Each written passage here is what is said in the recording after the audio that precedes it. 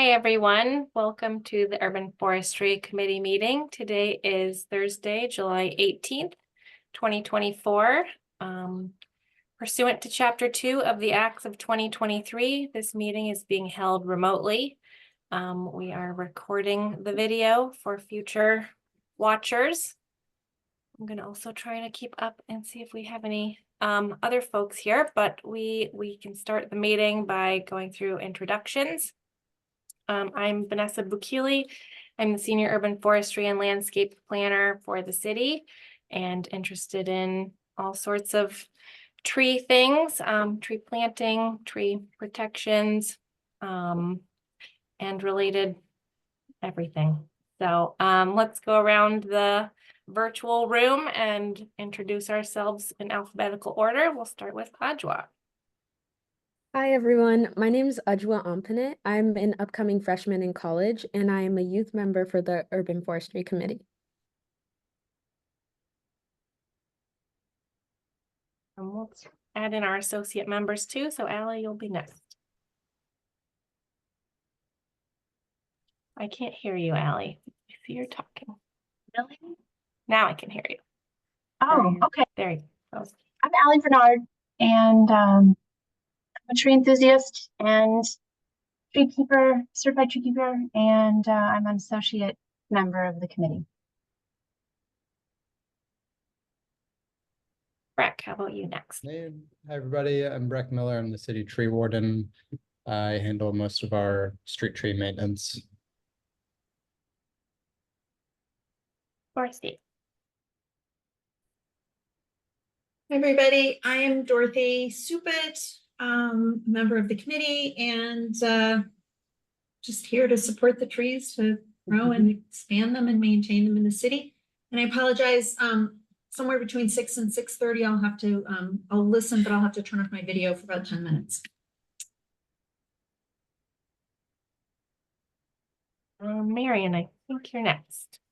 Hi, I'm Marion Davis, and I love trees and bugs and plants. And today I'm taking notes. Michael. Hello, my name is Michael Hendricks. Sometimes my camera works. I'm a member of the committee and also fellow tree enthusiast. I think that's me next. Hello, Rob Van Denneville. Yeah, also tree enthusiast and all around outdoors interested person. I'm an associate member of the committee. Excellent. Forest. Hi, my name is Tori Antonino. I'm one of the co-chairs of the committee.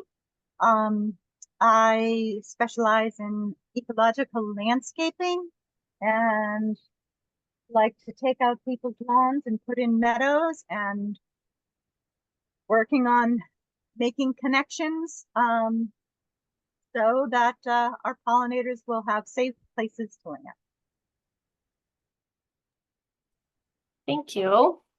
Now I'm going to, we have a few attendees. I'm going to offer our attendees the option to become panelists. If you want to, you're welcome to come join us on video. You don't have to take us up on this offer, but I'm going to push some buttons here. This is our policy, so if people want to be part of the room, they can.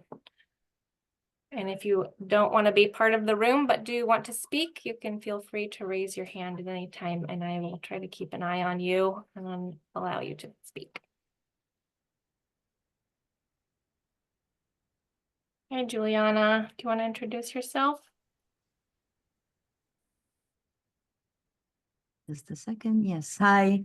Hi. I'm a resident of Somerville, and I'm concerned with the city environment, trees, and I'm here to follow the discussions that are ongoing. Hello, everybody. Thank you. Great to see you again. All right. Vanessa, I will allow you to speak if you would like. Hi, Anybody? sorry, I did not click the button in time to join as a Oh. panelist, but I'm Vanessa Arslanian, also a tree enthusiast. I live in Somerville, obviously, and just happy to be here. So just want to say hi. And also thank you to Breck who answered emails from me asking about various tree things. So hello. Vanessa, do you want me to open up your, offer you the option again? I can. Yeah, sure. I'll just join. Sorry. Okay, that's Thanks. okay. Great. Okay. Thanks, everybody. Do we have any housekeeping before we get to the rest of the agenda?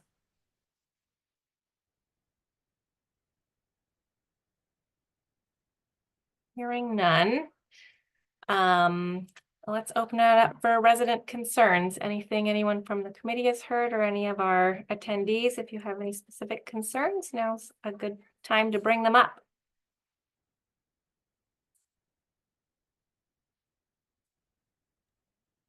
It is not a concern necessarily, but I was just wondering, what is the policy or whatever, the organization around supporting new trees? So the watering, when it happens, I have a new tree in front of my house, and with these heat waves, clearly they're really struggling, not just my tree, but I've been aware of other trees around town. So I'm just wondering what is set in place. Sure, I can take that. I manage our tree planting program, so most of our trees are planted under my tree planting contract. And with that contract, the contractor is responsible for watering each tree once per week during the growing season, and twice a week right after they're planted for the first 30 days after they're planted. I think the one in front of your house is past that, was planted last fall. So they should be watering once a week. I have 3 different planting contractors right now. This season is different from last year, which is different from the year before. So how well each of those contractors is doing, I'm not 100% sure. So if there's a specific address you're noticing doesn't seem to be getting water, you can email me to ask about it and I can follow up with the appropriate contractor. And I know at least some of the trees are getting watered. I can't keep track of all of them, but if you see a specific one that's not getting its water, let me know. If you have the ability to add water to those gator bags, we ask our tree adopters to do that if they can, and anyone who can fill it up more, especially during heat waves like we've just been having. Once a week is a lot better than nothing, but more the trees could definitely use more. So feel free to fill up those bags yourselves as well. Any other questions or concerns?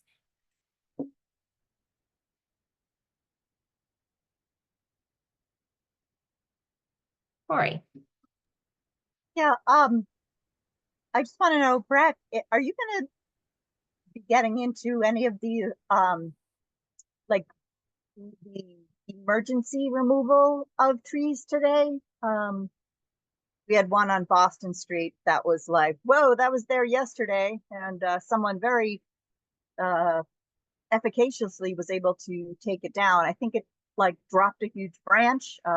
Luckily there was nobody under it. But I don't know if that's what you cover or if you just cover like things that are on the slated to be cut down.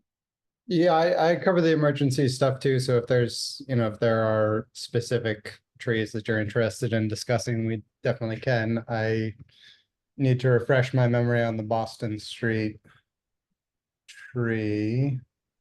But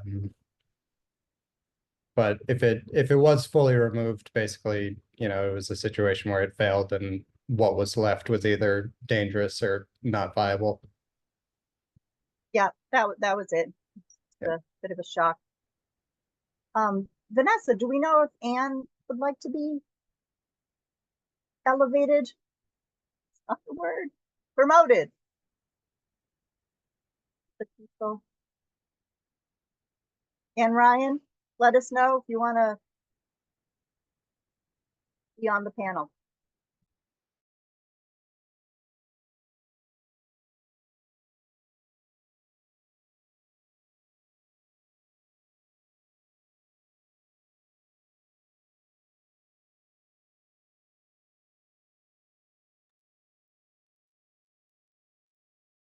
I couldn't hear you, Vanessa, but I imagine you were calling on Anne. Yes, Yeah, I sorry. I just unmuted myself. Sure, I'd love to join the pen. Okay, I will just promote you. Thank you. You're welcome. Thank you. There we go.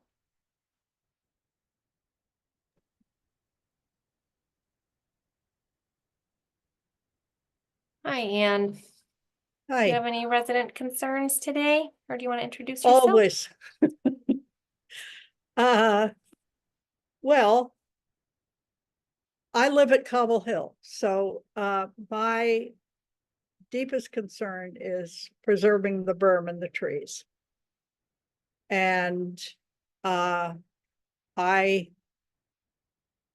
am very worried about the finances of that and how it's going to possibly happen, that the berm and the trees are maintained.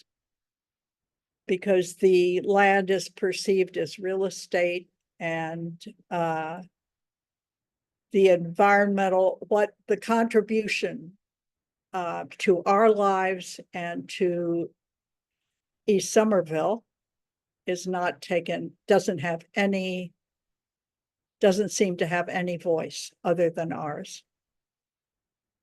And I just learned today that the community group that was advising the planning department, and also that went to the Somerville Redevelopment Authority, and they rejected all the concerns about the green space that were presented to them. So that's pretty concerning. They said, we don't want that information. They send it back to the committee. Apparently, that's what I've been told by one person. I haven't heard from anybody else, but it sounds pretty serious. In other words, our park is not a value.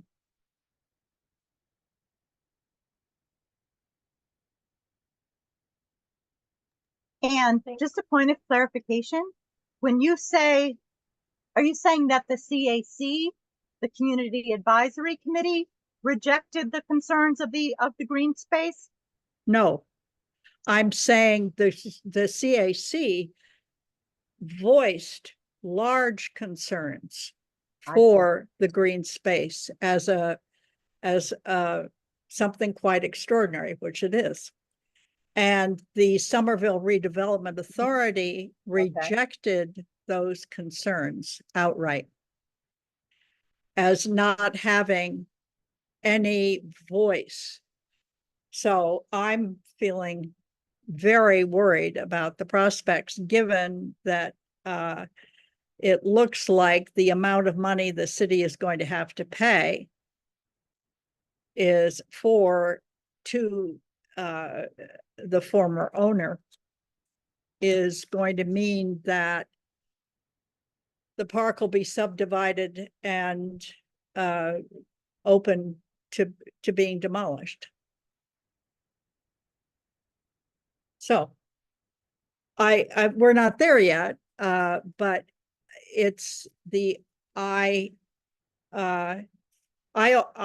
am trying to find out what as HUD tenants, what our legal standing is. And I'm asking for some help from Washington.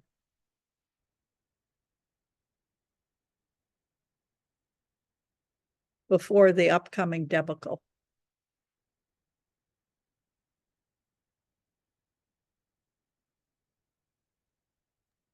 Thanks for sharing that, Anne. I don't have any information at all about that project, so this is the first time hearing of all that information as well. I know the Urban Forestry Committee wrote a letter about the trees years ago now, I believe. Yeah. So thanks for the update. Sorry to hear about that. Does anyone have any I mean, other... I think we I mean, I know I need to do this work on what our legal standing is. I know that's important. I anticipate that we may need to generate a whole lot of public support, and that we may need to make it very visible. And just see how much people recognize that this 40-year-old park is doing huge work. That has, of course, value in a desperate climate situation, but also is doing huge work, positive work for the environment. And even it could be greatly improved. It could get even better. But so how many people want to join us in making that a very visible issue is unclear to me. And I also don't know how to go about doing it. But it could be important to do.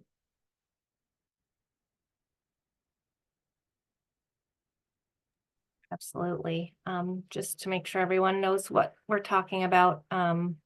Anne is living in Cobble Hill Apartments. Here we're on Washington Avenue. Union Square's over here somewhere. And the parcel that she's talking about is part of 90 Washington Street, which is owned by the city. And the berm is this row of evergreen trees here. Yes, and they're 200-foot tall trees that are very dark shaded there. And the city now owns that and this parking lot that you see over there. And they want to take all of it for the 90 Washington project. Which I And believe they was want to build a geothermal heating system over here. Yes, where, no, back further. Wasn't it the whole tail? like well, there's 84 Washington, and there's this open green space, right? Yes, where your arrow is. They want to build. They want to build a geothermal heating system, which would then feed back over to 90 Washington, and in the process destroy the root structure of any remaining trees. So it's. And 300 people live here, mind you.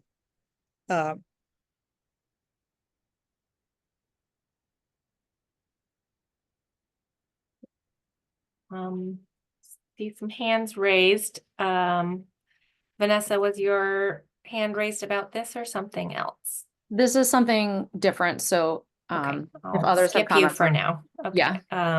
I can't see everyone, but I do see Michael's hand, and I think Dorothy. I don't know which one of you is first. Michael, how about you go next? Thanks. Yeah, I was just going to ask, because I'm not familiar with this. On the previous meeting, we talked a little bit about like tree replacement rules for the city. Does the city have any responsibility to maintain or replace or consider green space if they were to do something different, or how do they have any responsibilities in that way? Yeah. Mike, could you or Vanessa repeat that question, Michael? For some reason, I couldn't hear you very well. Yeah, I had a hard time too. I believe the question was about the city's responsibility to replace trees that are removed. There is a process for trees on public property. It's part of the tree preservation ordinance. So prior to the removal of trees on public property, they have to be discussed at a public meeting. Any tree removal, along with an opportunity for people to voice their opinions and concerns, with enough time to see if any changes can be made. It's not an official tree hearing process per se, although that's an alternative route, but a public meeting where it's discussed. I have not heard anything about this particular project since it was kind of scrapped a few years ago, because there was a lot of conflicting desires for the space and different concerns that, there didn't seem to be a plan that would make everyone feel okay to move forward. So I know there's a need for a public safety building in this area and more community space. So that was part of the concept plans that I saw. I'm pretty sure it was a couple years ago. With, you know, some intention to do the best they could to preserve the existing trees and green space, but with, as Ann mentioned, like putting in geothermal here. It wouldn't clear cut this area, but it would potentially impact some, if not many, trees. Breck and I did an inventory of this site when all that was happening, so we knew what trees were on the city property. We included condition and like how we could even think about preserving those trees. You need a big tree protection zone around each tree to make sure the roots are protected. It's not just about the trunk and what's above ground, but also Yeah. what's below ground. That's right. But I really don't know where the project is at. But I guess to your point, Michael, we don't have like a exact tree for tree or caliper per caliper per replacement requirement, but we do try to replant a lot. And the original concept was to make a big park area where I'm sure a lot of trees would be planted, but it would be hard to make up for all the Oh, large trees that are Yeah. lost in a smaller space. So Yeah. Dorothy, would you like to go next? Sure. My question was a process question, like, given what Ann told us and what you just said about there have to be some public hearing, like, where are you in the process, or where is this particular development in the process? Because there was some committee meeting or development, some committee that met, and you said that nobody wanted to hear what you had to say. So I'm just, okay. yeah, it would be helpful for me just to understand what the process is or might be here. Okay, we were able to slow things down. And so the city has taken what Vanessa has showed you by eminent domain. So they now own this parking lot and all of these trees. And what is the city, when it realized that there was considerable concern about the plan, had a whole bunch of information meetings and set up a citizens advisory committee. I am not on the committee. And they have been meeting with the planning department, and they submitted a report to the Somerville Redevelopment Authority, which is, as you know, independent of the city administration. And it's that independence that leaves it, as I understand it, free from many of the environmental constraints that it would be possible to ask the city to deal with. Furthermore, the land value has increased so much that the city now owes an additional $37 million to the former owner. And so this has become a financial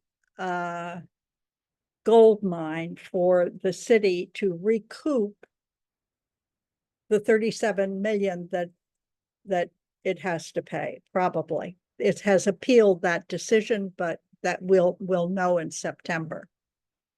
So it's a huge, when I use the word real estate, it's a hugely financial perspective that is maintained by the Somerville Redevelopment Authority.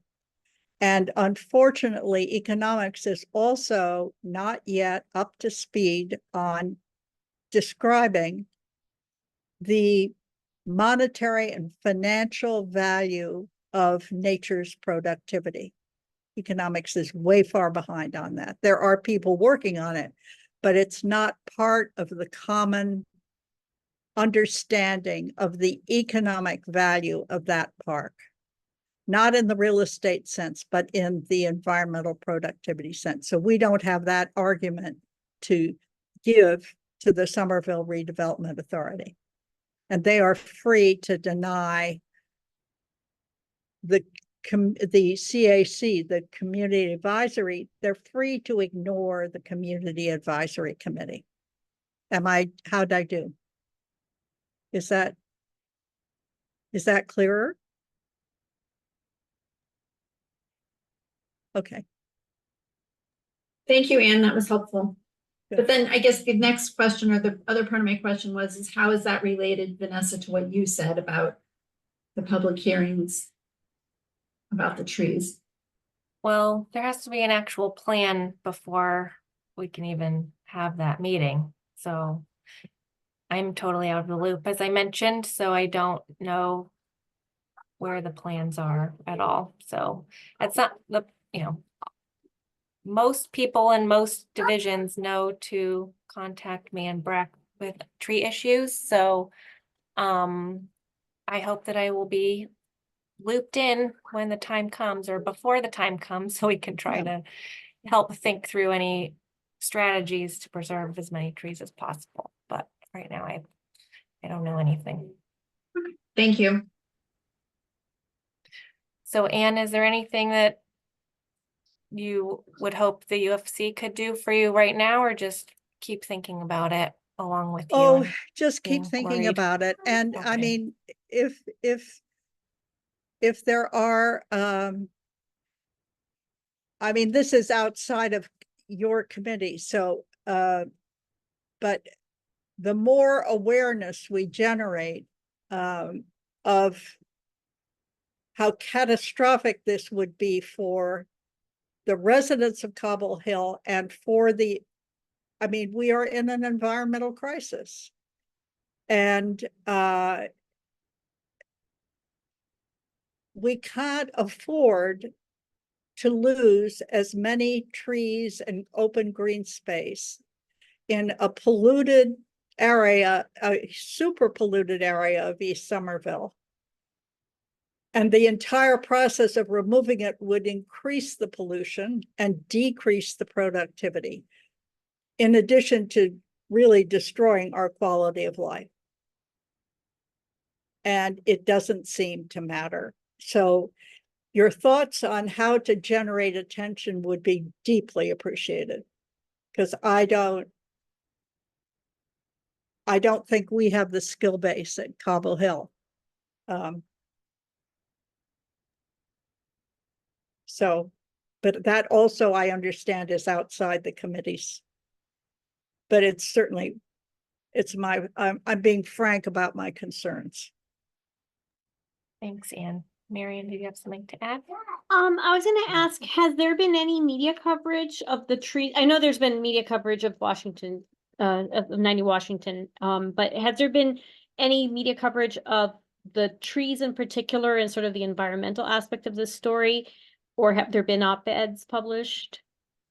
No, we have a neighbor who is starting to photograph all of the Cobble Hill area, the 10-acre park that surrounds the 4 buildings. He is going to photograph it, so we will have that material. No, but so far, no. We have some photographs that we show when we demonstrate on the street, on Washington Street, which we have been doing. But no, there hasn't been much attention at all to those aspects. Is this something that, I don't know what is appropriate or not appropriate, but I ask to try to understand what is appropriate. Is this the sort of thing, Vanessa, that either the committee or individual members in their personal capacities, depending on what was deemed appropriate, could do, like write an op-ed for Cambridge Day? Yeah, that's definitely possible. Members in their personal capacity can always do that sort of thing, as long as you're not representing yourself as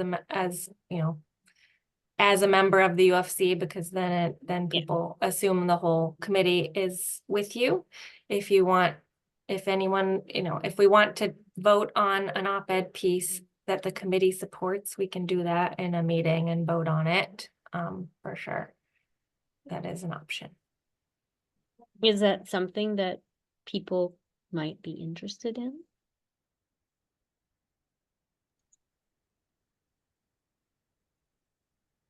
I'd say yes for me.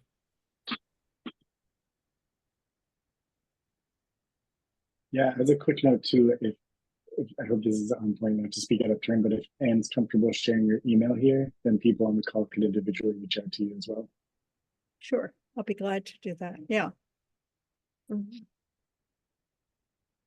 Dorothy? I didn't mean to raise my hand. I was trying to get a reaction button if there isn't okay. one. Sorry. No problem. That's okay. I was gonna Jill- say, I think it's worth discussing it. Yeah. Marion, if you wanted to write something, I think that's a good idea. I guess my question would be, what are the media outlets that we would use to get attention? And is it an op-ed or is it, a photograph and 3 sentences?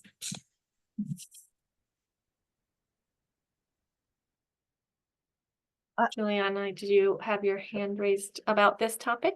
Yes. I was going to ask Anne if the residents of Cobble Hill are organized in a civic group, or is just you feel very isolated, because perhaps will be a starting thing to sort of focalize the attention. We have formed a Cobble Hill Tenants Group, and we meet every Monday evening at 5 o'clock. We are a small group, and but we are deeply, I'm not the only person who's deeply concerned. And we are getting a little bit of support to develop our organizational skills for ourselves in the face of all the work that we have to do. We have met regularly with city councilors. We have reached out to every city councilor, and many of them have come to join us, so they know that we are concerned. And we have connected to outside neighborhood groups as well. Maintaining those connections is, of course, part of the skill base, and I would describe it as hard for our group to do. But we're working on it.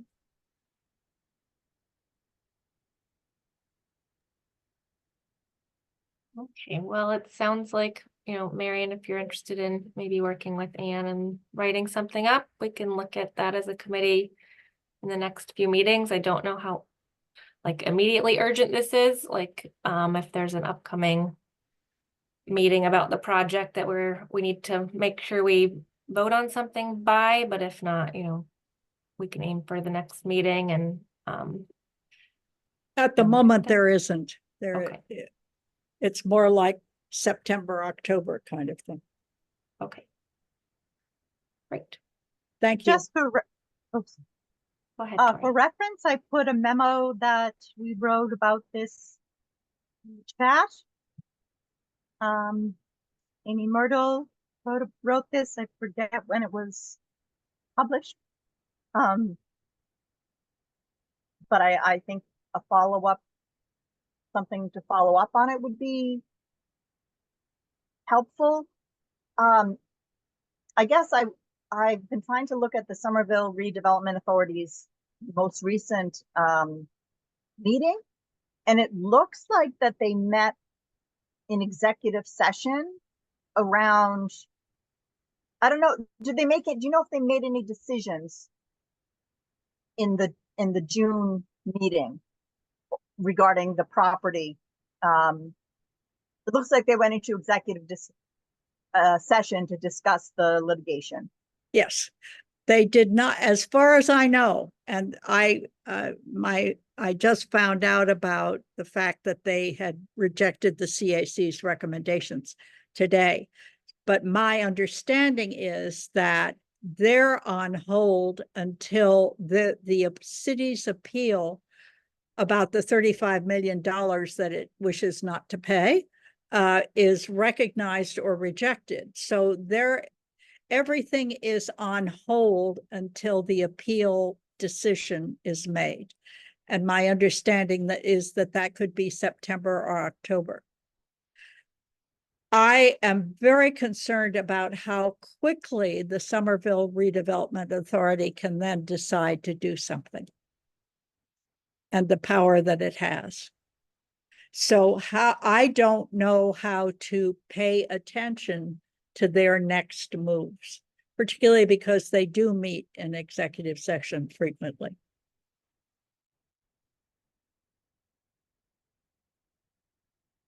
And do you have the emails or information of the Civic Advisory Committee, people that you can talk to on the Civic Advisory Committee? I have their emails, yes. Okay, okay.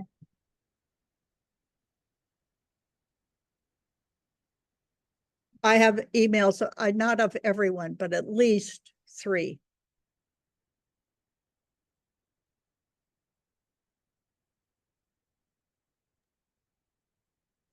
Okay, thank you, Anne. Just looking at the time, I think we will move on to further agenda items, but I appreciate you bringing this to us, and it sounds like we have some homework assignments before I our next appreciate meeting. being heard also. Thank you, Anne. Thank you. Vanessa, I know you had your hand raised before. Would you like to raise a resident concern? It's not a concern, it's just 2 very quick questions. One is, you mentioned earlier about figuring out, about having a contract for new trees that are planted that need to be watered by the contractor. Is there a way for us to know which of those trees are new trees under those contracts?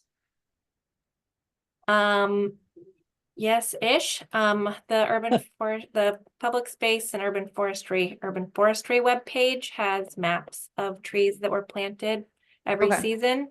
I need to update the one for this season because it doesn't have all the trees on it, and there may be a few here and there that aren't on other maps. It's not a great way for you to search since I plant a lot of trees every season, so it's not one map for you to look at.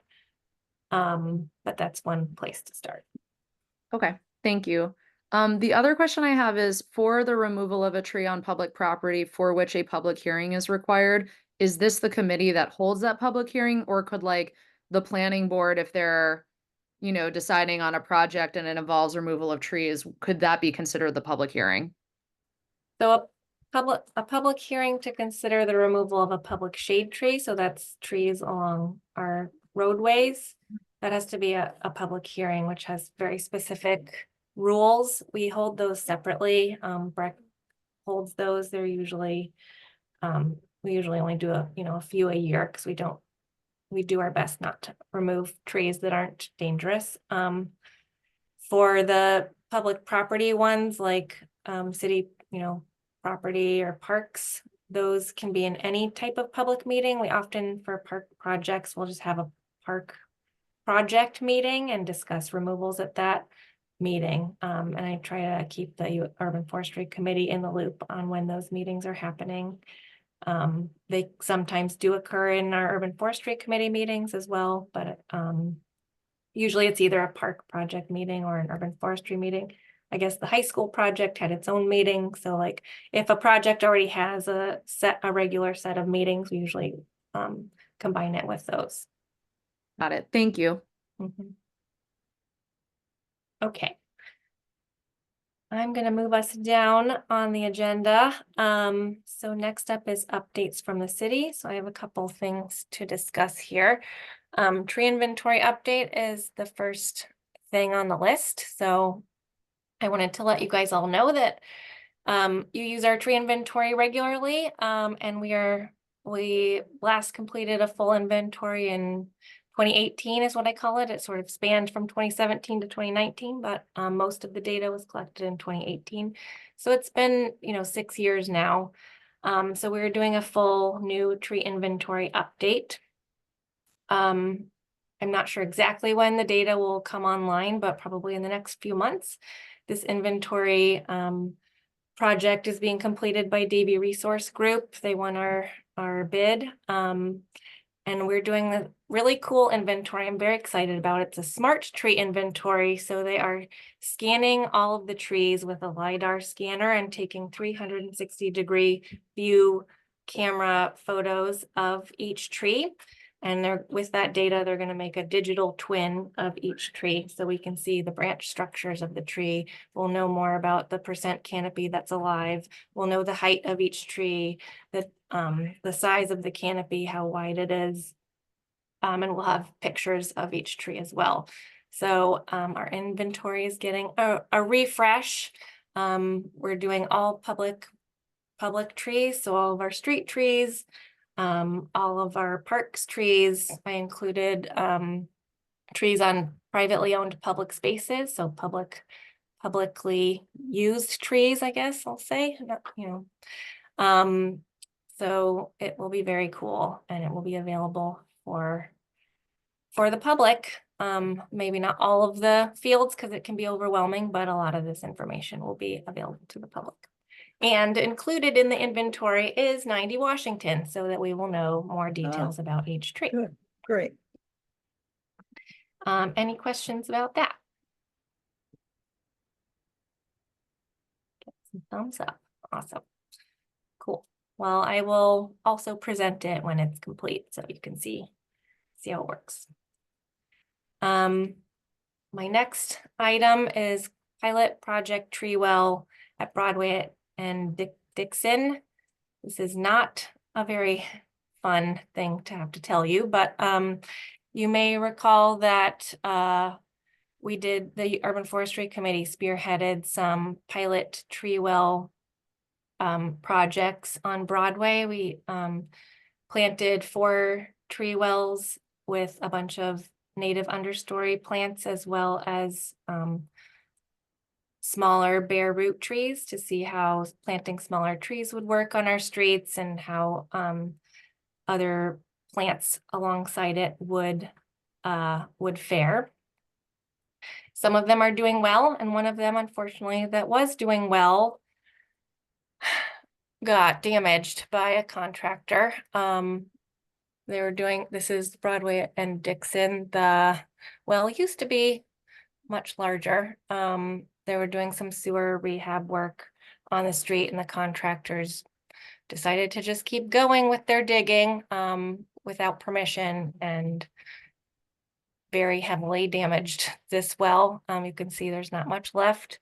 The project manager reached out to me as soon as she found out. She did not approve this either.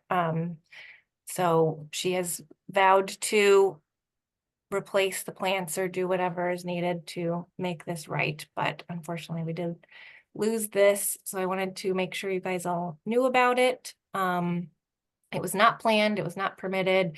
It will be restored, but I know it was a lot of work to get these in the ground. So on behalf of the people who made the mistake, I'm sorry. And I wanted to also know if there were, I can have the contractor order plants and potentially install them, but I wanted to know if there was a specific list of plants that we should go with. I can use the list we had before, but any advice or help would be great. Vanessa, for those of us who don't have the history, do you have any pictures of what a non-destroyed tree well looks like? Leah does. I don't know that I do quickly, but I can see if I can pull one up on Google Street View. I'm curious, how does this work? Like, how does the tree root go as far as like the canopy would go to get water? Seems like such a tiny space. So is there like more space with the concrete it was much you can't bigger. see? Yeah, so a bunch of it just got paved over with asphalt, so it was much larger. Oh, This is just, maybe 3 foot by 1 foot, but it used to be at least 3 foot by 10 feet. oh. With a bunch of more of these plants and others, I'm sure. It does look like a lot of stuff is growing there. Like it's hard to tell what was the tree. Oh, none of this was the tree. They paved over it. They removed it. Oh, okay. So the tree is not being shown in the debris. right, no. No, that's don't some know what they're leftover mountain mint. That's what it looks like from here. I It's really sad. yeah. I don't know how to share pictures. Oh, sorry. I'm gonna stop sharing so I can give you the ability to share if you have any, Tori. 1 second. It's gonna take me a moment to get them, so. We can just say that we did 4 pilot trees. I think they were like 3 feet by 6 feet or 2.5 feet by 6 feet, and we planted 4 of them. 2 of them were oaks. One of them was a hawthorn bean. I forget the other one. Ironwood. Anyway, so we all there was about 5 of us, 6 of us, Connor, myself, Leah, Malik worked on getting the plants and installing them. And so this is thanks for sharing this. And I do think let's just go with the with the plant list we had that seemed to be fairly successful. It's mountain mint, lobelia, and iris, and some aster. If I have any specific recommendations, I'll send them to you. Okay, thanks. I'll make Yeah. sure I'm gonna try to get it figured out for a fall installation. Yeah, and they'll so who did the damage again? I'm not trying I to don't like. know. I don't know. They just said I know the project manager was in engineering that was there. She just Okay. said they're contractors. I don't know who's doing this Oh, sort of okay. work right now. Well, I'm glad it was caught, and Yeah. we're gonna move forward. How about Vanessa? This Yeah. is what I couldn't remember the addresses of where we planted. Yeah. You have that off the top of your head? There was 2 right around here. This was Broadway and Dixon, but I'm not even seeing it. Yeah, when I looked at Like- Google Street View, it did not, are the pictures really I old know. or, yeah. I think one was around 8. Here was one. But there's a car in the way. 898 Broadway was another one. Of course, there's cars all the places we want to look at. So it was sometime after February 2022. So maybe it was that spring. But these Google Street View images are not cutting it, but I'll show you. Anyways.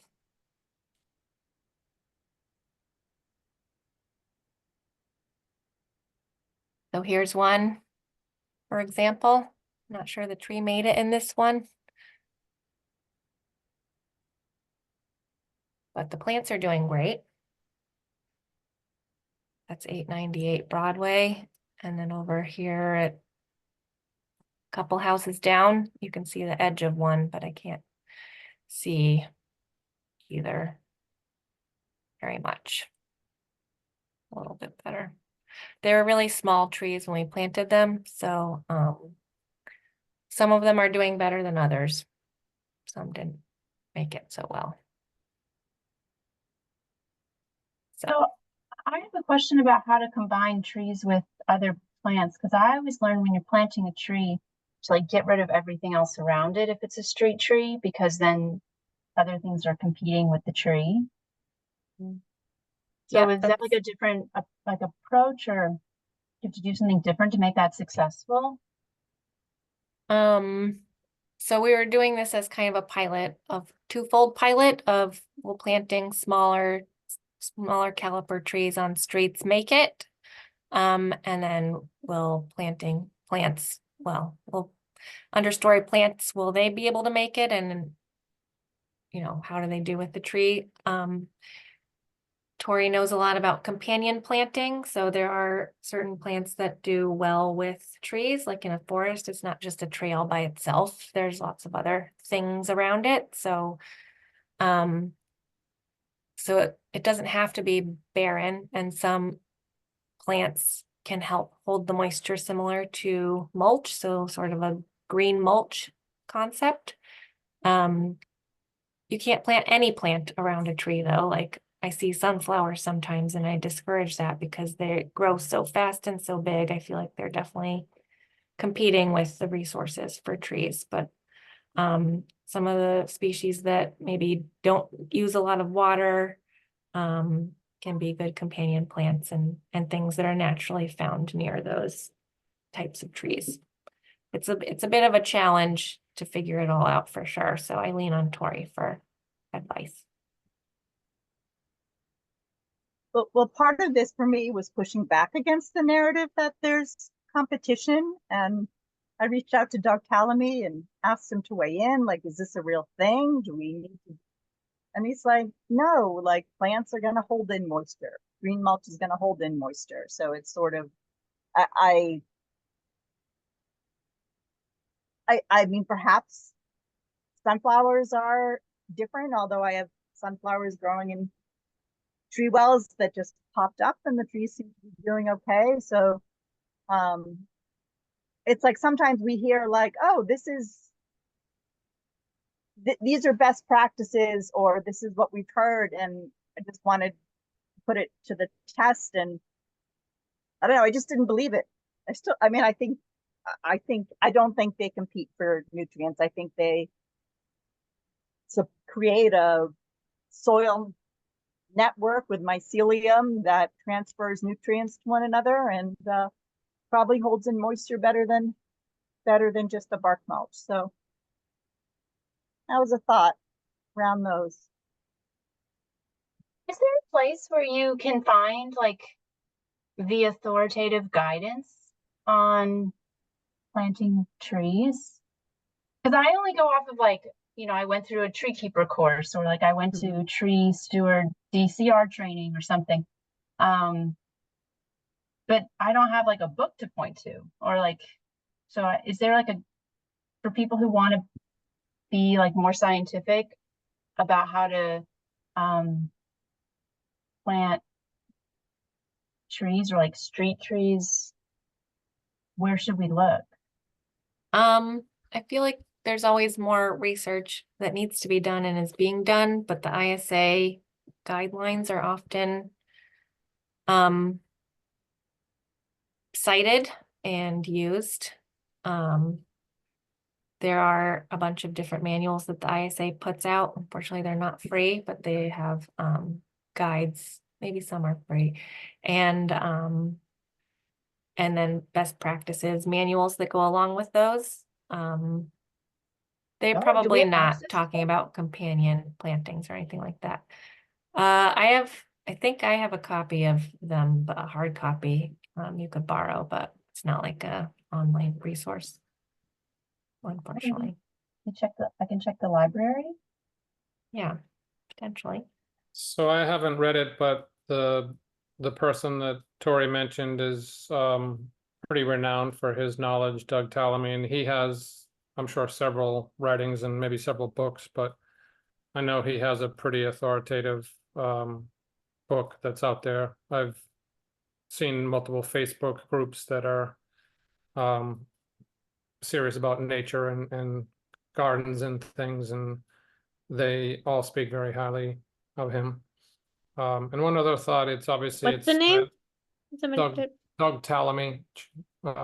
Tori can share more with you. Another thought is, and I'm gonna do it starting this fall, it's time and money, but UMass Amherst has an online urban forestry certificate. You take 15 credits, and by no means will you be an arborist or anything, but I'm planning to do that so that I feel like I have at least a little bit of mastery or whatever of the idea of urban forestry. Right.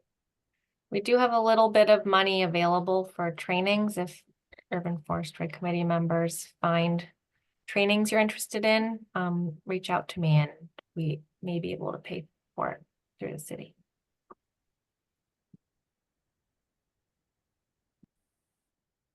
Yeah, I don't think you'll find anything in the literature at the moment that,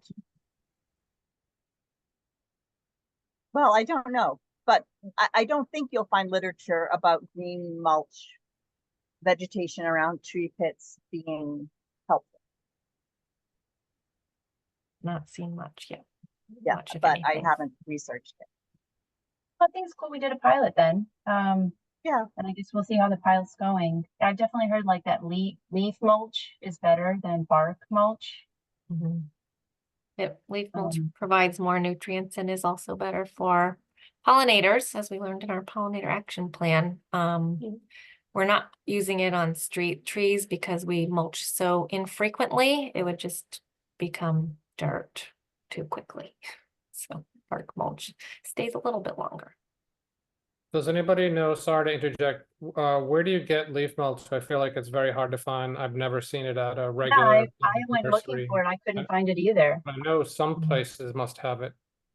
There's this wonderful woman that I follow on Instagram, and she was showing something much more basic, which is just as you trim everything in your garden. It's good that this is harder to do with street trees, like, but like Mhm. that's just like as you cut everything in your garden, just either throw it right on the ground, or what I do is I do chop it up a little bit, but like I basically throw it all right back down. So effectively, my own plants are my mulch year round. But I wanted to ask something, Vanessa, about what about shrubs? Like I used to, because like I used to have, like, for example, when I lived in Providence, like I had like American cranberries, I had witch hazels, and like they might actually like have a better fighting chance in some of these spaces rather than like a little twig of a one day I will grow up to be a tree. Yeah, it is possible, and there are some places we can't plant trees because the sidewalk's too narrow, and maybe there's this form of a shrub that could work. But shrubs tend to grow out, and we don't want to constrain the accessible path too much, so we have to maintain a 3-foot walkway. So generally, I think shrubs, tend to grow in a form that's not very helpful for our narrow streets. And they probably would need, like, not necessarily, they would tolerate pruning, but they would need more pruning work done on a more regular basis than we're able Yeah. to provide. That makes sense. I would certainly not advocate for oak leaf hydrangeas. Which I'm fighting Very a wide. losing war against.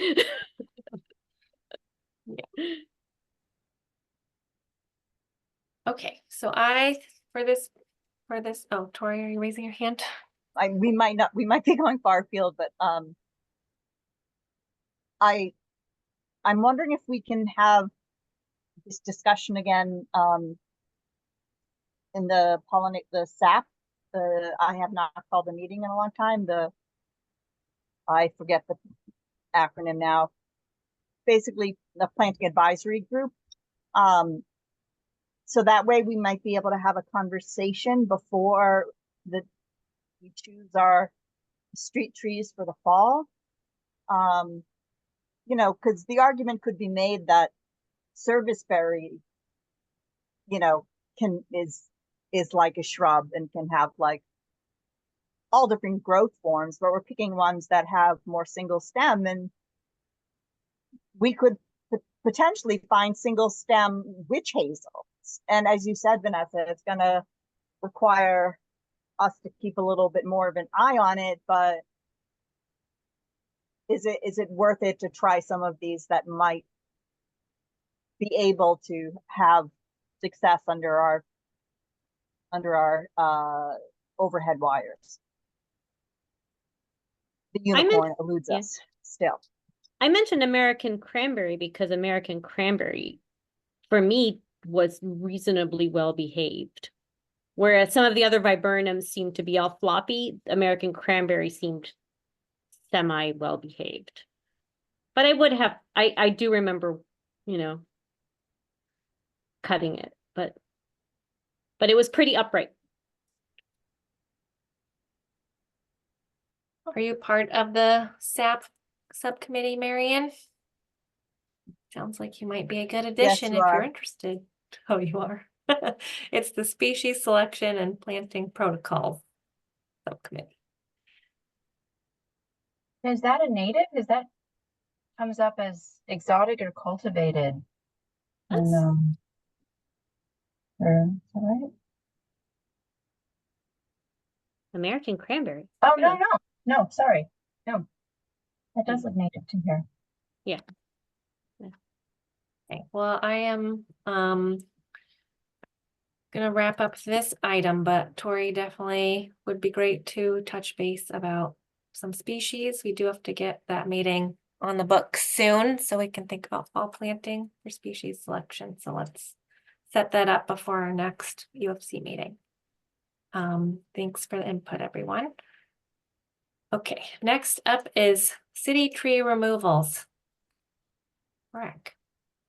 Yep, so hopefully most of you got the list that I sent out this morning of about 20 or so trees that are slated for removal. We've already removed a couple of them. As Tori mentioned, we've had a couple of emergency situations, so those unfortunately get done without any notification. I don't think there's anything very controversial on that list, with the exception of there's one kind of sad one at Powder House Park that just kind of collapsed the other day, basically. Turned out to have a lot of internal decay. So we're going to be removing the rest of it, but basically it's a 30-something inch tree. It's one of those huge oak trees. So I don't think anybody that's seen it will be surprised by it, but I imagine that people will be concerned, maybe sad, but unfortunately, that's one that just that's got to go. But aside from that, it's mostly just condition based, Norways and a few other things. So, any questions about those? I'm happy to discuss.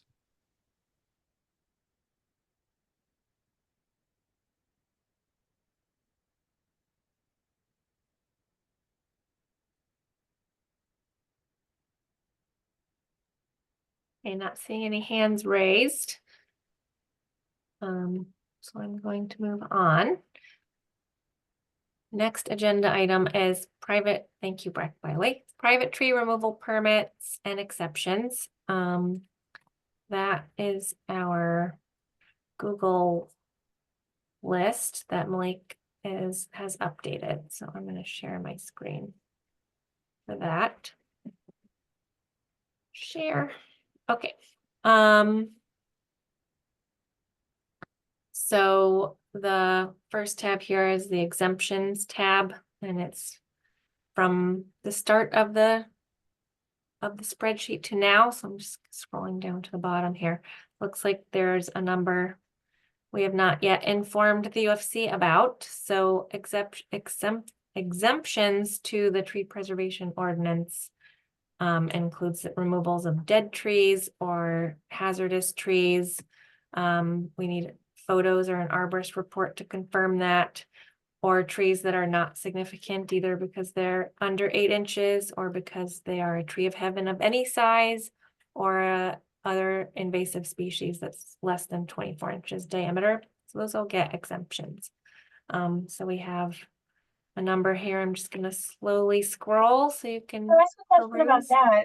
Yeah. Having done like a lot of research on the tree of heaven now, when we give permission to take out the tree of heaven, shouldn't we point them to like how to properly do that to kill the root system? Because if they just chop it down, they're gonna like activate the root system to like pop up 10 more.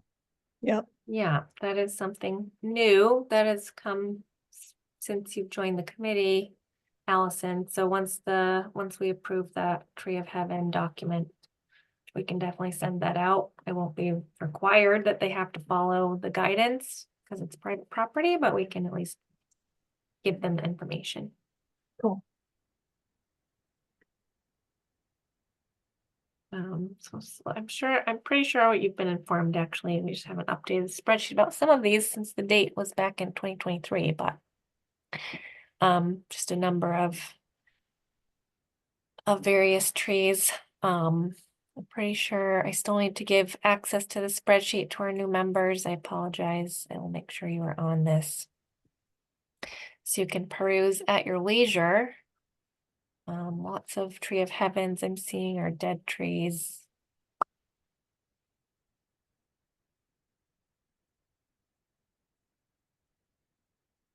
All right, not too many this year yet, but some recent ones include 10 Tennyson Street, some Norway maples, hazardous Norway maple at 12 Morton, 19 Beacon Place, tree of heaven. I'm going to switch to the permit applications now. I hope you can still see this. So these are for 2024. The ones I'm gonna reiterate, ones that don't, actually there's like 30 permits. I'm not gonna say all these addresses either, but permits are required for others, any significant tree. Waiver eligible means that it's a 3-family or less, so 1 to 3 family, and there's an owner occupant. So if it's a yes, then they are waived from paying into the tree fund or replanting. If it's a no, then they have to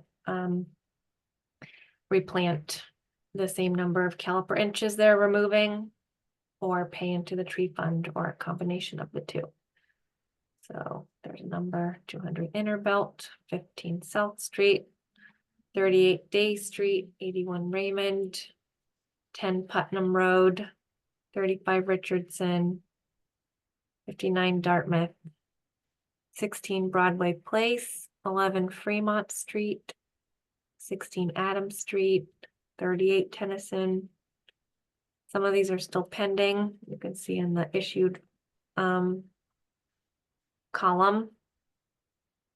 76 Highland Ave, 12 Lake Street, 4 Jackson Road, 192 Washington Street, 16 Hamlet, 94 Jake, 59 Liberty, 754 Broadway, 31 Robinson.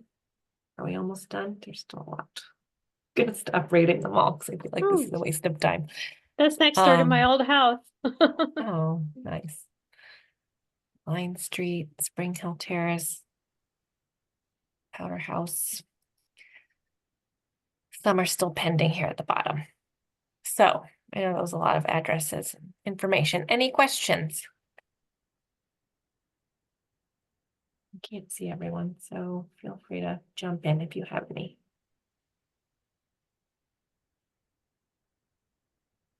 Okay. Taking silence as we are good to go, I'm going to move on. I'm just, how much money is there a dollar figure attached to these? The most recent round of We haven't been permits? getting a lot of money lately, mostly replantings or waivers. So looks like $0 so far this year. 2023 is not showing up with a number for some reason. Where's my sum? I don't know. At least looks like 30,000-ish. Oh, maybe more. Maybe 50,000 last year. They all came through. And I'm still very skeptical of the Homer Drive, I forget what it's called. Homer Square, maybe? Yeah. Have you heard any more from them? You said you're gonna do a walkthrough, or Malik's gonna do a walkthrough once Yeah. they replant. Yep, they haven't done it yet, or haven't informed us, so. We'll see. If they don't do Yeah. what they said, they will pay us monies. Okay, all right. Vanessa, how much education actually happens to encourage, whether or not they are required to do replacement trees, but to encourage people to replace trees and replace them with good, advisable, site appropriate species? Not a lot of outreach, proactive outreach. There was information sent out in press release and information once the tree preservation ordinance was put into place in 2019. And since then, it's sort of word of mouth, I guess. Some people still don't know about it, or at least claim not to. And then they get, if we find out about it, then they get noted on, they are put on notice that they need to have a permit. In terms of site appropriate species, we review the trees that are going in. You know, it's a 2D version of a drawing of a site, so we don't necessarily have all of the spatial context, but we do look at the species that are going in. If it's multiple trees, we look at the spacing of the trees, at least on the property, to each other, to make sure that they're not trying to plant, you know, oaks 5 feet apart. We make sure that the spacing makes sense for the information that we're given. And if they're not suitable, then we tell them they need to try again. Does that answer your question? But what happens to the ones who can get a waiver? Like, do you give them any advice, or do you just say like, it's okay, you can get a waiver, thank you, goodbye? Yeah, when they're reach out to us initially to say that they have a tree they want to remove, we give them information about the process and the requirements. So they have all the information about the permit requirements, and it says right on there that, you know, if you live there, you're waiver eligible. So if they want to replant, it's on them. They can ask us questions, but we don't provide any information specifically. Is that something that we could do as part of like that? Is there something like, could the same resources that are already provided to like help people figure out, I mean, existing materials or whatever, be used? Because like there's a lot of trees that could come down, and like I won't really miss Norway maples terribly if they're gone, but I'd much rather have those Norway maples replaced than have more and more bare sidewalks. Yeah, well, this is for private trees, so wouldn't be. Well, I guess, yeah, no, for Sidewalk, sidewalks, but yeah, not, but- but in the bare, like anything's like bare, because these are often even in, you know, there's a lot of these that are on properties, but that affect the neighborhood, that affect not just the backyards. These are not all backyard. Yeah. And we could Like, I mean, we definitely lost an share enormous tree just the information. other day on Cross Street, and like, I assume that nothing will go there ever again. Yeah, well, I mean, maybe, depends on the property owner, I guess. We can definitely send them, you know, a list. It's just so hard to recommend specific things, not knowing the site or the conditions, and it's already a lot to manage the private tree removal process. It takes a lot of staff hours to do it, but you know, adding an email with permit, like in case you're interested, here are some species, I think that would be pretty I guess easy that's sort add. of what I was suggesting, like, and, you know, like, and not just that, but like, we encourage you to think about planting something else instead, you know, as opposed to not leaving it, you know, and here's some species, and yeah, and here's a list, and like, I'm not suggesting creating more work, just like in the same email that is already sent. Yeah, totally. Definitely doable.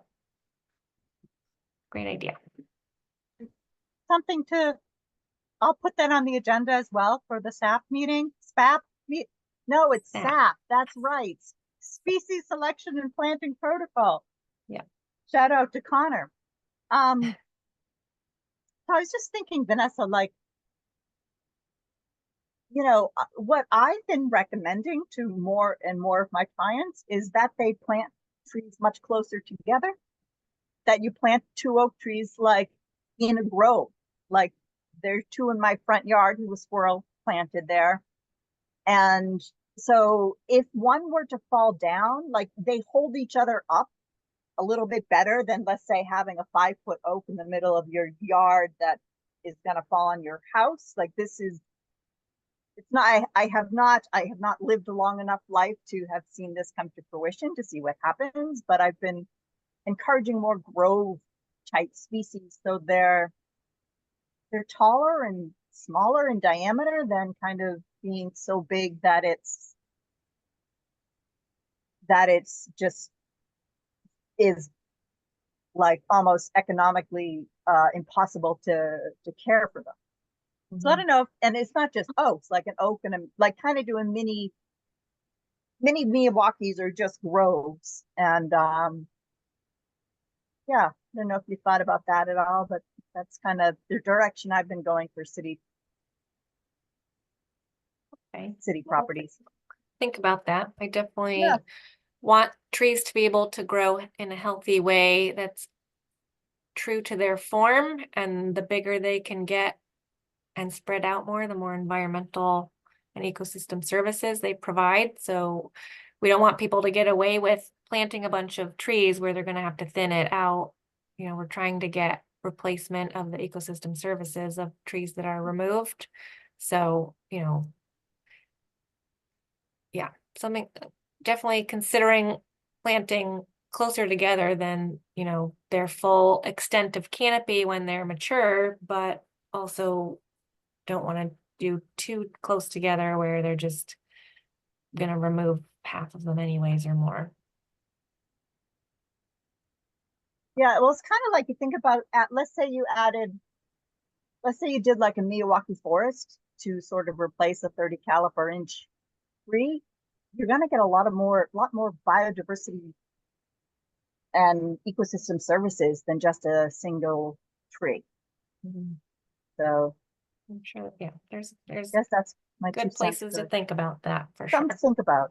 Yeah. Okay. Okay, this is hard to keep track of time and move along in the agenda. Feeling the chair's pain. I'm gonna move us along. So the next topic is spring tree planting. So spring tree planting is done. We planted 173 trees, so got close to my goal, but not quite there, but we'll make up for it in the fall. Still on track for 350 per year. Yeah. So they're in the ground. I need to update the map on the website and then you can see where they all went. Questions? Michael, Great job. thank you. Oh, you're muted. Okay. Sorry. Yeah, that's awesome. I was recently reading like the forest like management report plan, and I was wondering if there's like, and yeah, it's great. If there's like annual updates or because you saying the 350 tree number reminded me of it. If there's like kind of regular reporting on the website or somewhere we can see like tree planting, even if it's just like every year, not more frequent than that. There is not. I do have the maps that I put out every season of where the trees are going, but not sort of a summary every year. The native species ordinance report that I shared last time does include all the trees that I plant through my contract, so you can see them a little bit there. But that's the extent of the reporting at the moment. Would be nice to do more. Yeah, does that pollinator plan, will that mean that the annual like tree planting numbers make it into there each year going forward, or not necessarily? The pollinator action plan doesn't have a reporting requirement either, but plants that we plant through the pollinator action plan will make it onto the native species ordinance report. But that's sort of our only real report. Okay, cool. Good It job. is Thank you. something, you know, if the Urban Forestry Committee or certain members on it would like to take that on, I'd be happy to work with folks to provide the data for a report. Yeah, I'd be happy to help and support on that. And it was like you said, we're planting trees and people should know. I know they're Yeah, right. hard to grow and all that stuff, but yeah, getting credit for planting all those things. Right. One thing we don't do well in most of the city is toot our own horns very much. So we are doing a lot, but it's people don't know about it. So Happy to help with the horn tooting, for any reporting stuff. Great, thanks. Sounds good. Any other questions about spring tree planting? All right. Somerville Pollinator Action Plan Advisory Committee updates. To turn it over to not hear my voice as much, I'm gonna pass this to Tori. Well, we had our big reveal on the 8th. Right now, the plan is kind of being finalized by staff committee members and then to the city. It's yeah, it's a great first step, and I'm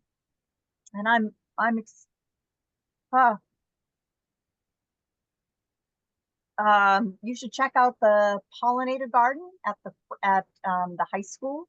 Our consultants have been very creative, and it should be a helpful document in guiding residents in what to plant. There's advice for larger companies on how to manage land, including leaving the leaves, leaving brush piles, recommendations on policy. It's a robust document, and a lot of hard work from the committee and staff. So yeah, check it out. It's on the website now on our Summer Voice. I'll post the link. And I just posted it. oh, you're awesome. Thanks, Tori. And it is in its nearly final stage, but there is public comment is still being taken. So if you haven't had a chance to review it, feel free to do that. It's long but awesome. So if you can't read it all, but are interested in a particular topic, you can jump to it directly. I put a link to the Summer Voice page, and in the right-hand section, the top says documents, and the final draft for public comment is right there at the top. I went to this meeting. I was so impressed by how data driven it was. People had like collected for a year every single pollinator that they had found and the kinds of plants that they interact with. And so you could say like this pollinator or this plant like is helpful for like 400 pollinators or 200 pollinators.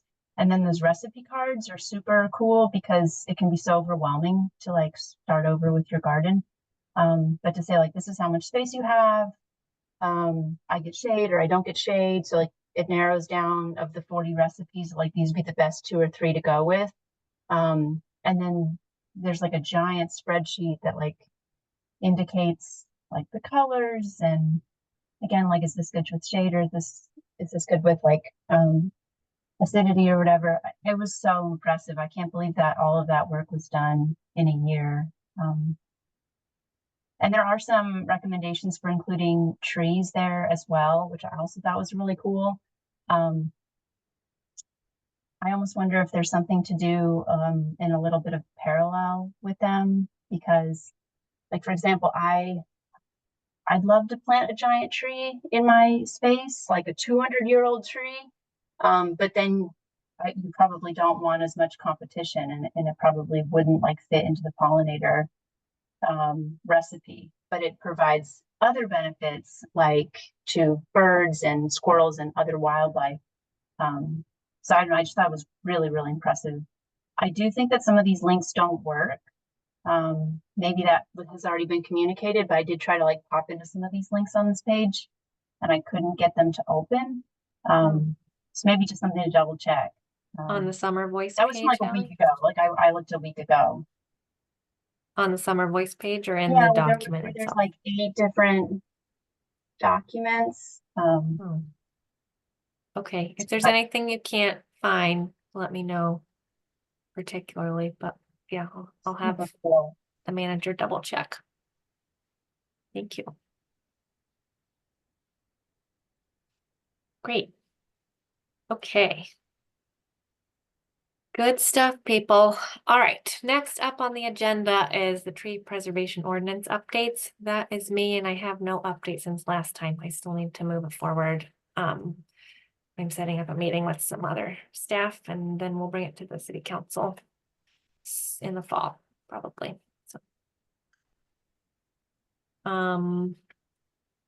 Next, we have the McGrath Highway Green Space Support Letter. Marion, I don't know if this is something that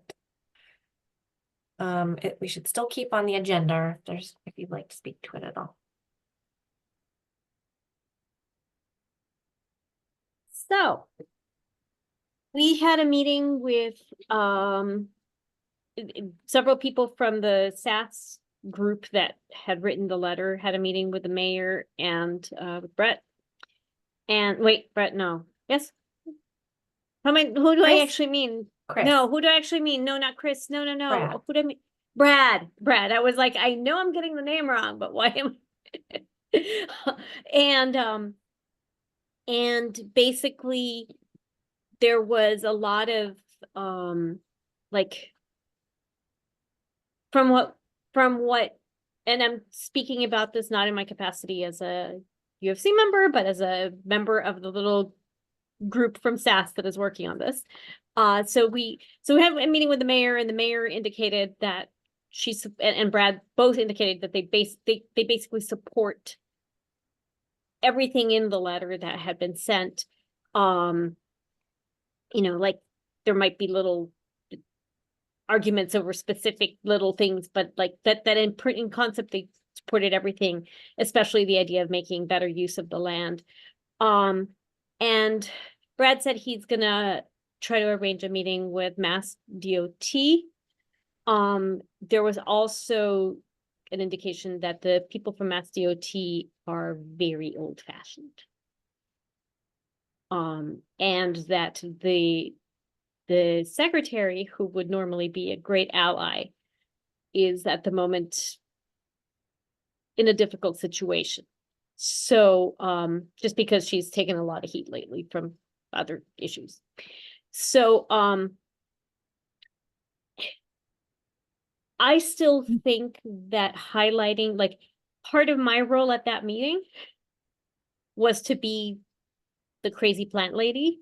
Like everybody else was more focused on pedestrian safety and things like that. And I was like, we want more green space, we want more green space, we want more green space.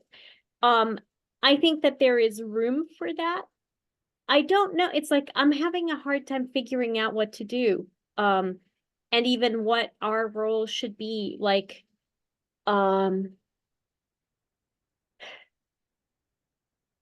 because yeah, I don't know. I don't know what to do. Like, I want all hands on deck on one hand to fight for green space, to be part of this plan. There's another part that, like we had to talk candidly about the possibility that, like the money could be taken away. Like if the project is delayed, the money could be taken away. And if the project is still totally in line and going forward, there could be a change of president and then all bets are off. So I have no idea. So I'm just sort of sharing this all candidly and like, you guys, what do you think? I don't know.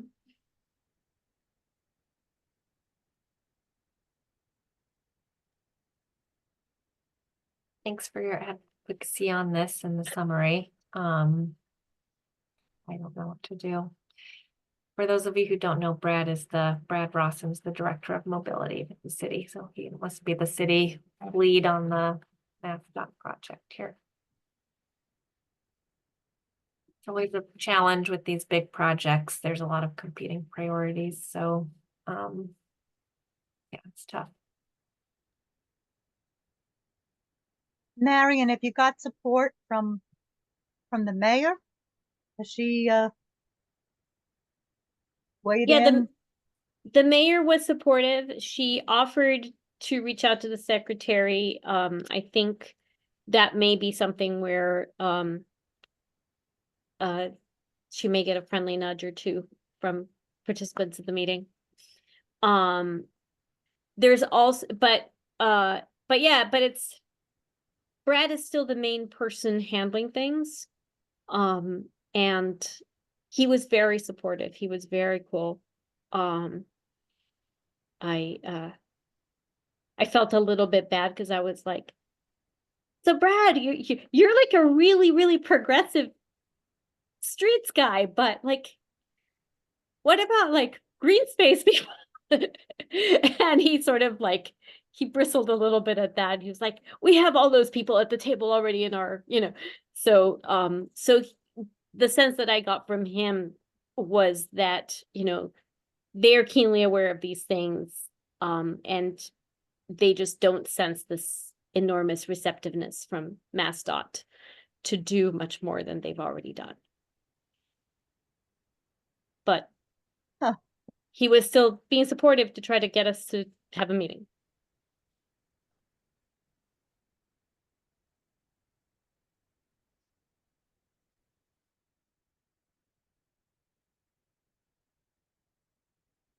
Any thoughts from committee members?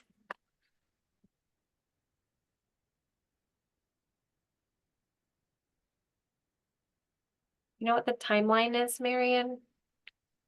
Of decisions and whatnot? I think there's a sense that something will happen in the fall, but it was all a little fuzzy.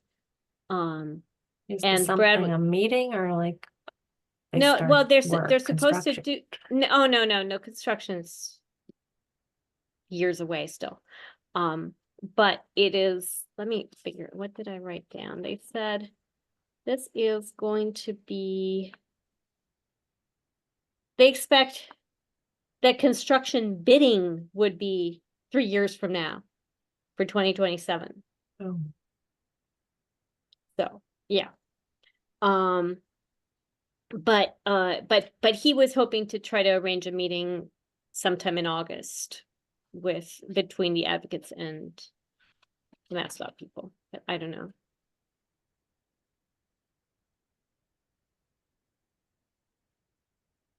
Oh, I have to call on people. Dorothy. I guess I was curious if there's other departments like I don't know, like the climate czar or, at EOEA or someplace like that could weigh in vis-a-vis. I don't know that much about, the state politics, but if there was just an angle there to work with I think she was just appointed in the Healy administration a year or two ago. And I know that trees aren't, they're part of it, but they're, she's focusing a lot more on like energy and things like that right now and vehicles and things. But I didn't know if maybe that's one avenue. Obviously, it's a long-term project to change DOT. But just a thought. Not. Good idea. Anne, would you like to speak? Yes, I was wondering if there was any two major construction projects have been put on hold right on McGrath Highway. And I wondered if that had been, the impact of that had been discussed at all. Because it's part of the retrenching because of overbuilding of lab space. So these two huge projects are on hold now, right on the McGrath path. It might have an impact. I just wondered if it had been talked about. Marion's shaking her head no. I have not heard anything about that. Okay. I'm glad they're not going to build more labs though. Yeah, exactly.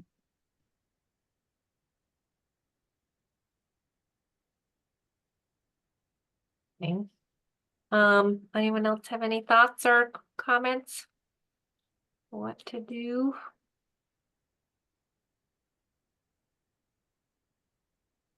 Is there anything immediate that we can do, Marion? In our personal capacities, we can go, well, there was supposed to be a table at Art Beat, but I never saw it. And there's supposed to be another table at whatever what's the next thing that's happening here? East Somerville, like is it Taste of East Nibble? Somerville? Or Nibble? Yeah. Well, I forget, something or another is happening where there's supposed to be another table from it, but like I didn't see one at art beat, so I don't know. But I actually don't know. Like, I feel Okay. kind of useless here because I don't know what to say. I mean, we Sorry, can't but yeah, we can't have a more influential person in the city than the mayor supporting this, and I don't know.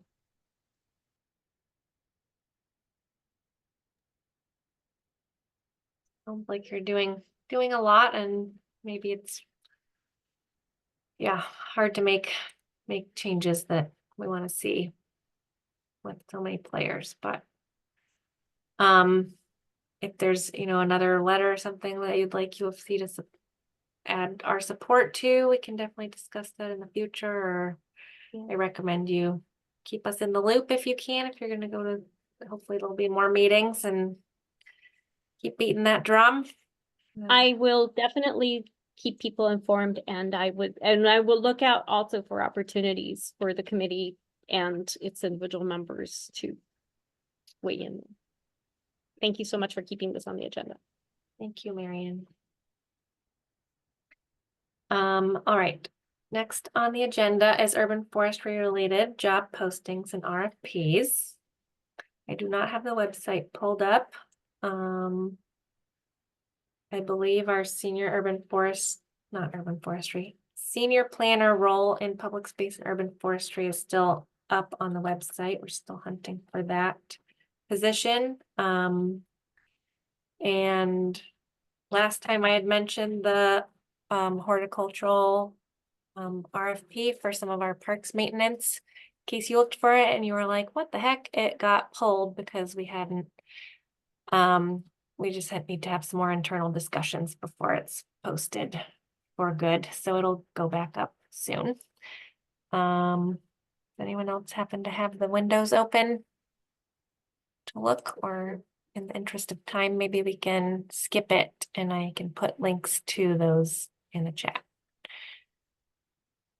for your own perusal. Let's do that. I will search for the links and share them shortly. UFC structure, this is our next item, was to discuss how we work, and the document Dorothy put together that we have not had time to circle back to. Has anyone had a chance to add in any answers to all those questions yet? I personally have not, and I apologize. Apologies. Does anyone have the link to that here? The question. Yeah, I think we limited the link to 1 or 2 people. Maybe it was Leah and Chris, Me. and you, Vanessa, so that, it could happen outside of, we didn't, what is it, the public meeting law, we weren't, too many of us weren't working together on a single document, is what I remember. Yeah. We could share it as a view-only document, I think. Oh, it's because we're still working on it. We could maybe make a link of the questions without the answers that we're working on as a view-only option, so that at least our newest members can see what we're trying to answer for you, and just, we know the answers, we just have to write it down. Well, we don't actually probably know all the answers, and some of it is up for discussion, but Michael, go ahead. Yeah, and I realize this might be answered by the document or by what the document's trying to do, but as a new member, I think it would be good to understand if there is some minimal amount that those of us that wanted to maybe like move work forward or collaborate outside of these meetings, it's pretty hard to like get things done in meetings. The discussion is really good, and I think we do what we can on here, but if there is some ability or understanding, like without pushing any boundaries on what's allowed for quorum rules and such, like are people allowed to meet like in a group of 2 or 3 outside of the meeting if it is related to this, or do you have any suggestions on what's worked in the past? Great question. So you could make a subcommittee or a working group of any topic that you desire. It just has to be a sub-quorum of people. So we are an 11-member committee, so 6 people is a quorum. So it has to be 5 or less people on any working group. We've had working groups come and go as, you know, for small topics, they get completed and dissolve sort of naturally, and some that have been going on for almost the whole time, like SAP. So if, yeah, there's a Awesome. topic and there's other people, and they don't have to be committee members either. You can have members of the public on that and they wouldn't count towards the quorum. So feel free. Yeah, it's hard to get it all in. Got a lot of good things to learn about and discuss as a group. Awesome, Okay. thanks. I'm going to give myself some homework to put the list of topic questions that Dorothy put together and get that to everyone, and especially new members as you're learning how we work. Please add questions if you're like, oh, this reminds me, I don't understand this bit, or how can we do this differently? That would be very helpful.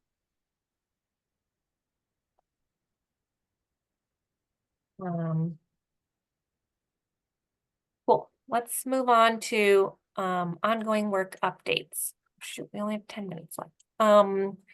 Let's focus on the things that are most urgent.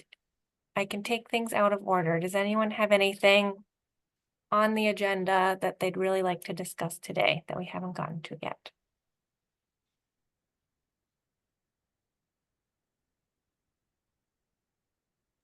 Okay.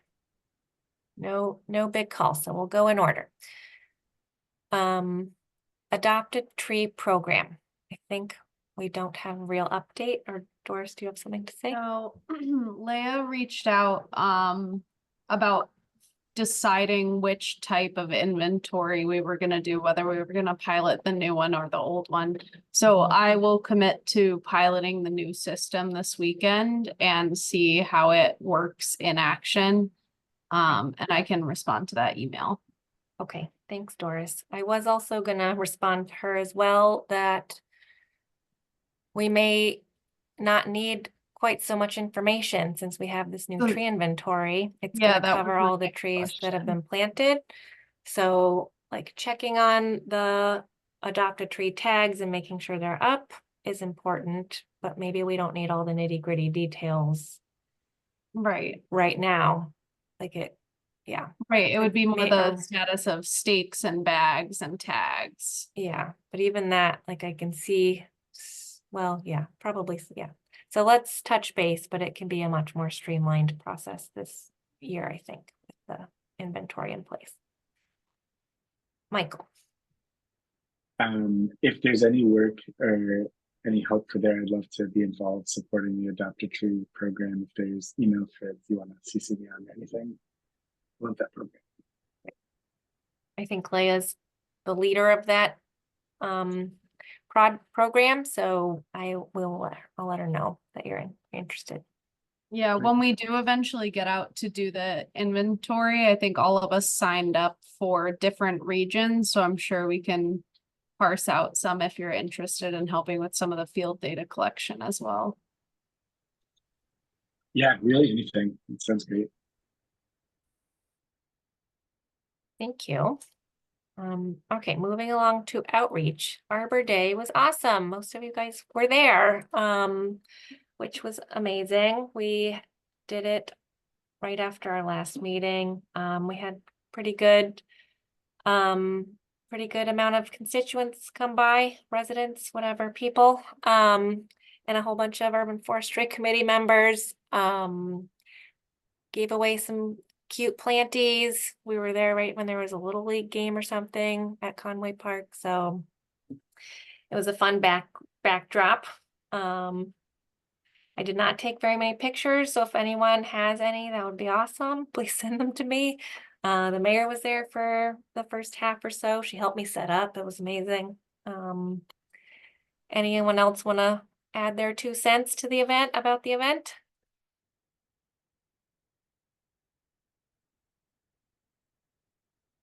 Okay, huge success. Thank you all for all your efforts. Yeah, thanks. Next up in outreach is website updates. I know Chris had some thoughts, but I have not heard what they are, so I have not done anything. Michael. I think last time I checked, the members haven't been updated. Oh, on the yes. Forestry Committee. Thank you. I really Um, need to do that. Yeah, And then if I you could thought answer about that, that cool. and didn't do it. Okay. Thanks, Michael. I'll try to remember to do that tomorrow. One somewhat related, I don't know if this is the website, just for you to skip it. It's not readily answerable, but is the underlying for the tree keeper maps that exist, is the underlying data for that available publicly, or is it just the map itself? The tree keeper map, the data, I don't think as a public person you can download it. I'm happy to download it, and I have been meaning to do that and send it to Allie for her champion tree list, so I can send it to you as well, no problem. It'll be the old Be old updated in like data. a few months. Yeah, do you want to just wait for the new That- Yeah, new and improved definitely data? can wait. Okay, all right. No, Then I'll yeah, thanks. put it on my future, my problem. Okay. All right. Okay, thank you. It's really not that hard. I don't know why I just haven't done it. Okay. Thank you. Moving along, do we have any species selection planting protocol updates? No, but I will convene soon, and again, Marion, Allison, Rob, you can say no if I'm Wait, what was the question? Or to convene our species selection and planting protocol advisory group, and we'll be discussing recommendations, well, for the fall tree list, and then perhaps delve into recommendations for people who are replanting trees, all things species selection and planting protocol. yeah, so is that like an offline, that's a group? That's Like a our working group? working committee. Yeah, it's a working And do group. you already have 5 members, or could I join that? No, we just play it loosey goosey. Leia's there. Usually myself and Leia and Jennifer Clifford were the Yeah, I'd love to. I'd love to help. So, okay. so how does that work? Is it like, do we have to worry about the number of people who participate? And because I would be interested in participating, but I do not want to be the person who pushes us over the number 6. We do, but Rob and Allie as associate members would not count towards quorum. Oh. So just don't, Rob and Allie discuss with other committee members outside of the SAP meetings, and it should be all dandy.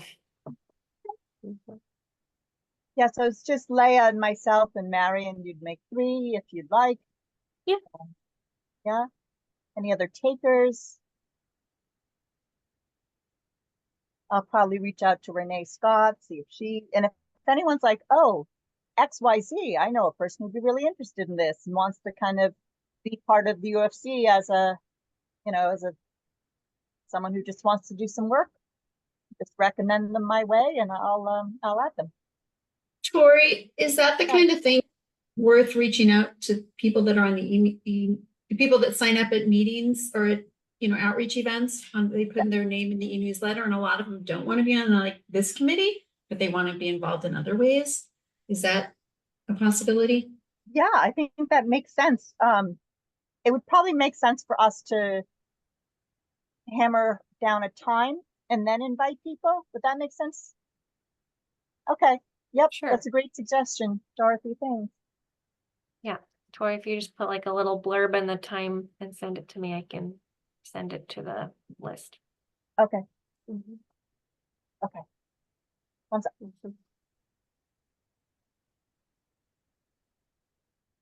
Awesome. Okay, great.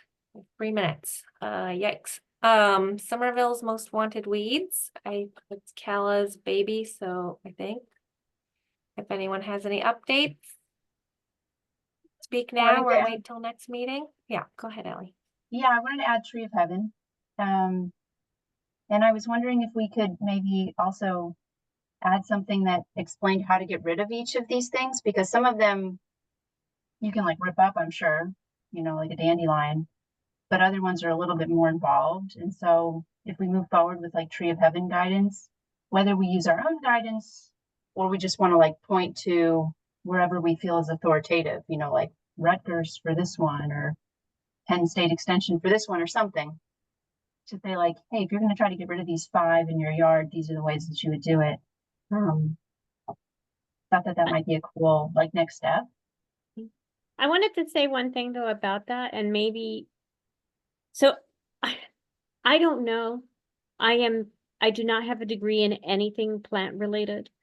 But just from my personal experience with plants, like I sometimes worry that people get too precious about this, that it's like, you have to remove Japanese knotweed and Tree of Heaven in these particular ways, and you can only do it these 2 months of the year, and you must do it this way or else you will be doing damage. And I'm like, sometimes that's true, especially with stuff that's really well, like, that's really like ingrained.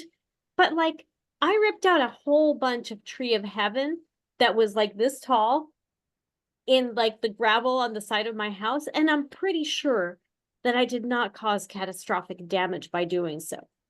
I'm pretty sure that those were seedlings. Did it well? That's actually, yeah, I know we don't have much time to talk about it, but I'm kind of wondering, like, if I see new things pop up now, like they didn't start growing in May and June, could it be a seedling? Because if it is a seedling and you get all the roots, that's fine. But it's like if you have an infestation, that's not going to work. And that is going to make the problem worse because the parent tree is going to put like 10 times more sprouts up next year. You know, I know, but like, I guess what I'm saying is like, I'm hoping that we can give people advice with Tree of Heaven and with other stuff that is not so rigid that people become afraid of ripping out anything. But yes. I think we can work on wording of a document, like, Yeah. if you're having trouble getting rid of it, here's some advice or something. And Dorothy, how to did you have tell, and how to tell what's likely to be part of a bigger thing that's very well established versus what's a seedling. I'm Well, worried it's we're hard to gonna know lose because they go quorum. like Can they I can just go like 50 pull- feet, you know. Sorry, I know this is a good discussion, but I'm worried we're gonna lose quorum now that it's 6:30. So maybe we can continue this discussion at our next meeting. And I think it is a complimentary thing to have Somerville's Most Wanted Weeds work with the removal advice, which is the stuff you've been working on, Allie. Dorothy, did you have something quick you wanted to say? I put it in the chat because I gotta go. Thank you. Well, 1, 2, 3, 6. Okay, we still have quorum without you. Thanks.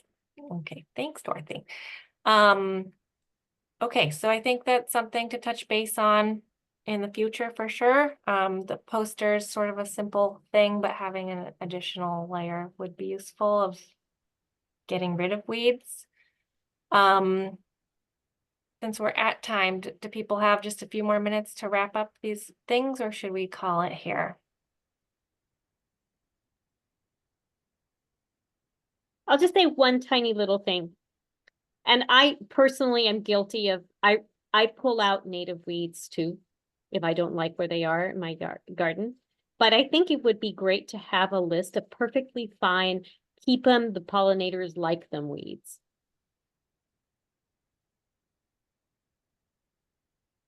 Yeah, I kind of wonder about the severity. I'm like, are dandelions really that bad, or are they just kind of annoying for people versus like the black swallowwort or the Japanese knotweed? You know, like they're kind of like a different level of invasive species. Well, but some are not even invasive at all. Some are just perfectly fine native plants that just, you didn't put them there and they're ugly. Or you don't, you know. So I just think it would be nice to have some that it's like, like these plants may not be what you planted in your garden, but they're actually benign and the pollinators love them. And like, that would be a nice thing for people to know too, because like I want more people to weed, but I don't want to lose opportunities for perfectly fine little native plants to grow.